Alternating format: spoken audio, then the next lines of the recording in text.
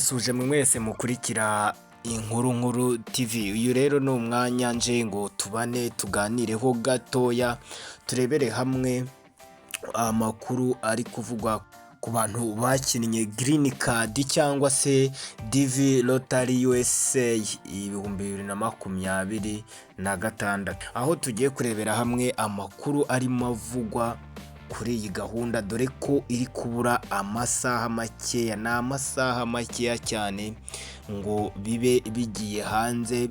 Ibisubizo ube wajyaho urebe nimba waba uri mu baba bashobora kuba baragize amahirwe yo kuba bakerekeza ku butaka bwa Leta Zunze Ubumwe za Amerika. Nk'uko mubizi rero, hashize igihe kinini abenshi dutegereje, abenshi twibaza dutize bizagera ryari, ariko burya iyo warangije gukora ibyo ugomba gukora nta kindi kiba gikenewe uretse gutegereza ukareba ikigiye gukurikiraho. Muri uno mwanya rero ndagira ngo nkubwire ngo ya matsiko wari ufite cya gihe cyose gishize urimo uvuga uti bizagera ryari ngo ndebe, uyu niwo mwanya wo kwitegura ukishyira muri mood yo kuba wakakira ibyo uzabona ubwo uzaba ugiye, ibyo uzaba umaze gucekinga, umaze kuyuzuzamo confirmation number zawe wahawe hariya, umaze kuzishyiramo ukareba nimba koko waba waratsinze iyi tombora. Murabizi neza ko iyi ni tombora, ntabwo ari uko applyinga. Burya umuntu ya applyinze uvuga uti ubwo na applyinze bitewe nuko nitwaye cyane n'ibyo nagaragaje nshobora kuba nafatwa, ariko ahangaha ntabwo ariko bimeze. Aha ni tombora, uterekaho imyirondoro yawe barakwatse nk'uko bisanzwe, ubundi noneho bibyacamo ugategereza ko wowe tombora izakugwaho. Aha rero ikintu nshaka ko twese duhurizaho, cyangwa abantu twese tumenya, abantu wowe waba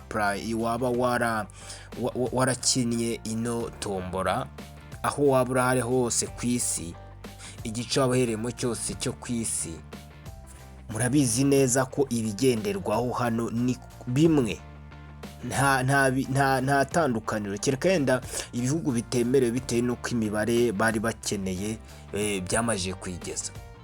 Ariko nk'ibihugu byacu, igihugu cyacu cy'u Rwanda, igihugu cy'u Burundi, Repubulika Iharanira Demokarasi ya Kongo, abaturanyi bacu b'Abaganda, hose baracyafite imibare y'abantu bashobora kujyayo, biracyemewe. Ni nayo mpamvu uyikina bigakunda. Ikintu rero twese tugomba kumenya ni uko amategeko abigenga namwe, ntago uri hehe azakina ibye cyangwa henga akine mu buryo bwe, oya, ni bimwe, buretse wenda icyo nakubwiye mbere cy'uko hari aho bitemewe bitewe n'uko imibare yamaze kuzura. Hari ibihugu byamaze kuzuza abantu hariya bitakyemerewe, ndakeka hashobora kuba harimo nka za Nigeria, za South Africa n'ibindi bihugu nk'ibyo bigiye bihari byinshi byamaze kuzuza abantu batakyemereye gukina iyi gahunda ya Leta Zunze Ubumwe za Amerika. Ikintu rero tugomba kumenya, cyo nawe ugomba kumenya, ni uko ubu ngubu noneho cya gihe cyose wari umaze utegereje, wa mwanya wose wari umaze utegereje wageze. Ahubwo igisigaye, nimba utari unabizi ubimenyereho, ubu amasaha turi kuyabarira ku ntoki. Ushobora kwibaza ngo ni sangahe, ni ryari bishobora kuba biraba byagiye hanze. Impamvu tuba tujana mu buryo bwo kugira ngo twibukiranye, nawe ejo ubirebe hakiri kare, nta wundi muntu ukubwirije kubireba, ahubwo uhita umenya ko isaha zigeze ujye ucekinga urebe. Ni nayo mpamvu ugomba no kwitegura guhera ubu ngubu, ukareba hamwe wari warashyize ya confirmation number yawe, aho wazishyize ukahareba, warangiza kuhabona ukazitegura ukazishyira ku ruhande, ku buryo ejo ku isaha ya 12:00 ku isaha ya hano ngaha mu mujyi wa Kigali cyangwa hano mu gihugu cy'u Rwanda, ugomba kuzaba uri ready yo kuba wajyaho ukareba. Iyo saha ihari ko bigomba kuba byageze, ahagaragara. Ni ukuvuga ngo ejo saa 12 za nimugoroba, pane za mu gitondo, saa 12 za nimugoroba biraba byamaje kugeraho. Jyaho rero, jyaho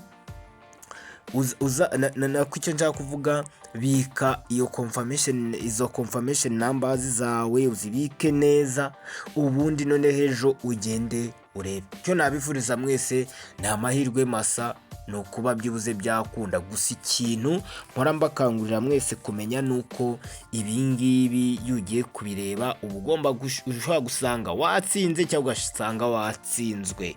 Reka tubyite ko ari ugutsinda cyangwa gutsindwa. Bivuze nyine ushobora gusanga bagufashe cyangwa se ugasanga utafashwe, ariko kuba utatsinda cyangwa kuba utafatwa biba bifitiye hano amahirwe menshi kurusha gufatwa.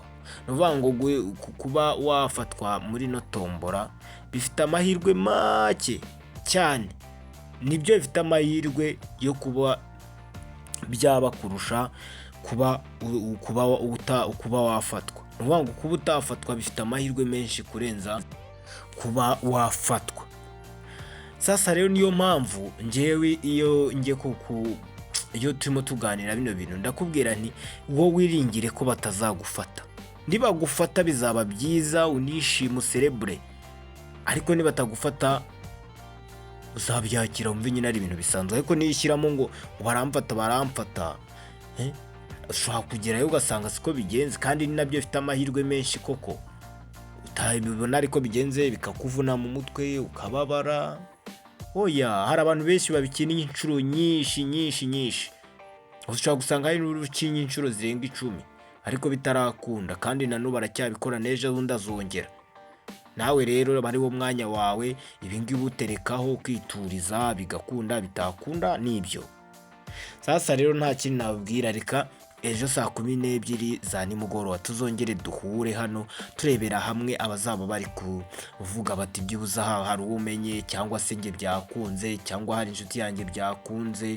Ubundi amahoro n'imigisha nibyo mbifurije, n'amahirwe masa kuri no gahunda ya green card kabisa. Hano bakinnye tombora yabyo, mbifurije amahirwe masa. Reka tuzabonane ku munsi w'ejo.